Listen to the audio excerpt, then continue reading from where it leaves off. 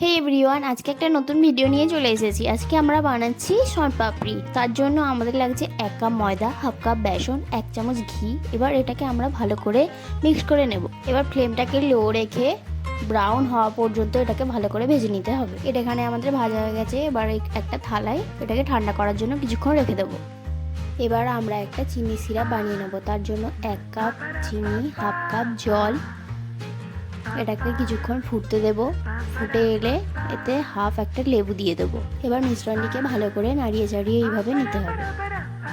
এবার আমাদের মিশ্রণটি রেডি হয়েছে কিনা সেই জন্য আমরা একটা প্লেটে একটু জল নিয়ে তার মধ্যে মিশ্রণটিকে একটু দিয়ে দিয়েছি। হাতে তুলে দেখবো এবার মিশ্রণটি রেডি হয়েছে কিনা।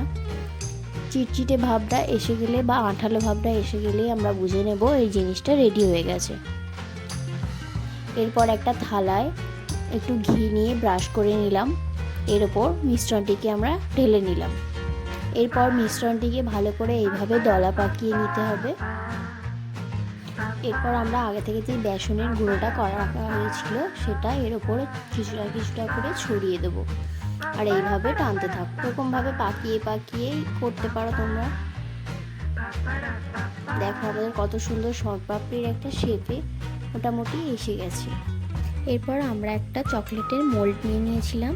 এবার ওই মোল্ডের শেপেই একটা একটা করে শনপাপড়িকে করে নিচ্ছিলাম। দেখতে যেমন সুন্দর হয়েছিল, খেতেও কিন্তু অসাধারণ ছিল।